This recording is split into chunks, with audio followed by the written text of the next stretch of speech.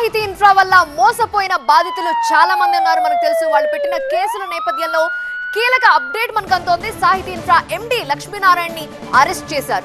వైద్య పరీక్షల నిమిత్తం ప్రస్తుతం ఉస్మానియా హాస్పిటల్ తరలించింది ఈడీ. కాసేపట్లో కోర్టులో ప్రవేశపెట్టబోతున్నారు ఈడీ అధికారులు. మనీ లాండరింగ్ కేసులో లక్ష్మీనారాయణని అరెస్ట్ చేశారు. ప్రీ లాంచ్ పేరుతో వేలాది మందిని మోసం చేశారు లక్ష్మీనారాయణ. డిపాజిటర్ల నుండి మొత్తం 3,500 కోట్ల రూపాయలు వసూలు చేసి మోసానికి పాల్పడ్డారు. సాహితీ ఇన్ఫ్రా ఆఫీసుల్లో సోదాలు నిర్వహించింది ఈడీ. మనీ లాండరింగ్ కింద 200 కోట్ల రూపాయలు సాహితీ ఇన్ఫ్రాకు సంబంధించిన ఆస్తుల్ని అటాచ్ చేశారు. సాహితీ ఇన్ఫ్రాపై తెలంగాణలో 50కి పైగా కేసులున్నాయి. ఇక ఏపీలో కూడా సాహితీ ఇన్ఫ్రా ఎండి లక్ష్మీనారాయణపై అనేక కేసులున్నాయి. ఏపీలోనూ సాహితీ ఇన్ఫ్రా ఆస్తులని అటాచ్ చేశారు అధికారులు.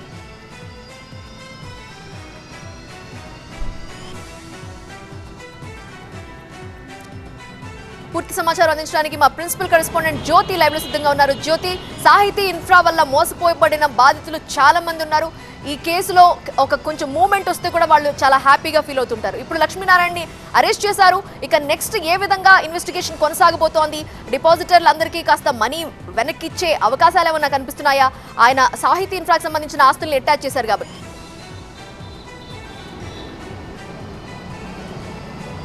సాహితీ ఇన్ఫ్రా ఎండి లక్ష్మీనారాయణను ఎన్ఫోర్స్మెంట్ డైరెక్టర్ అధికారులు అరెస్టు చేయడం జరిగింది. నిన్న అదుపులోకి తీసుకున్నటువంటి ఈడీ అధికారులు ఈడీ కార్యాలయానికి తీసుకొచ్చి అతన్ని విచారించారు. ఈరోజు ఉదయం వైద్య పరీక్షల అనంతరం ఎండి లక్ష్మీనారాయణను ఈడీ అధికారులు ఇక్కడ నుంచి అయితే తరలించడం జరిగింది. ప్రస్తుతం మనం ఈడీ కార్యాలయం దగ్గర ఉన్నాము. ప్రధానంగా హైదరాబాద్తో పాటు 2 తెలుగు రాష్ట్రాల్లో కూడా కొన్ని కోట్ల రూపాయలకు వసూలు పాల్పడ్డాడు ఎండి లక్ష్మీనారాయణ. డిపాజిటర్ల దగ్గర నుంచి దాదాపుగా 1,500 కోట్ల రూపాయల వరకు కూడా అంటే వసూలు చేయడంతో పాటు ఇంకా పెద్ద ఎత్తున కూడా 3,500 కోట్ల వరకు కూడా వసూలు చేసినట్టుగా తెలుస్తుంది. ఈ నేపథ్యంలోనే గతంలోనే సిసిఎస్ పోలీసులు కేసు నమోదు చేశారు, విచారించారు. అప్పుడు కూడా అరెస్ట్ చేయడం జరిగింది. అయితే ఇందులో మనీ లాండరింగ్కి పాల్పడ్డాడు అనే ఒక ఆరోపణలు రావడంతో కూడా అప్పుడు ఈడీ అధికారులు రంగంలోకి దిగారు. ఆ తర్వాత కేసు కూడా నమోదు చేయడం జరిగింది. కేసు నమోదు చేసిన తర్వాత ఈడీ అధికారులు ఇటువైపు సాహితీ ఇన్ఫ్రాకి సంబంధించినటువంటి ఆఫీసులతో పాటుగా ఎండి లక్ష్మీనారాయణ ఇంట్లో, అంతేకాకుండా కుటుంబ సభ్యుల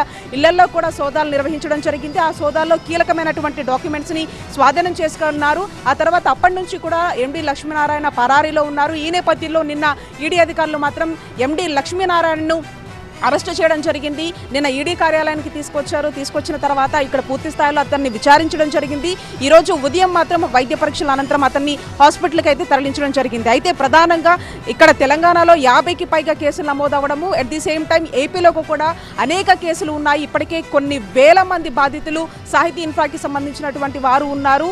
గతంలో కూడా అటు సిసిఎస్ పోలీసులను ఆశ్రయించిన తర్వాత కొన్ని కోట్ల రూపాయలను కూడా ఇప్పటికే అటాచ్ చేసినట్టుగా తెలుస్తుంది. ఈ నేపథ్యంలో కొంత వాళ్ళు ఊరటగా భావిస్తున్నప్పటికీ మాత్రం 3,500 కోట్ల వరకు కూడా వసూలుకు పాల్పడ్డారు. కాబట్టి అసలు ఈ మనీనంతా ఎక్కడికి అతను ట్రాన్స్ఫర్ చేశాడు, ఎక్కడ ఈ మనీనంతా పెట్టడం జరిగింది, వీటన్నిటికి సంబంధించి కూడా ఇన్ఫర్మేషన్ రావాల్సినటువంటి అంశంగా చెప్పుకోవచ్చు.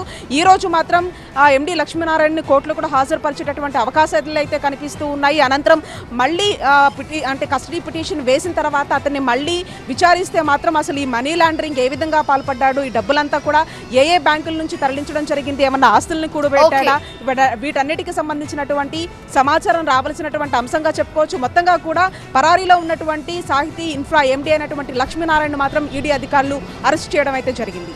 Right Jyoti, thank you.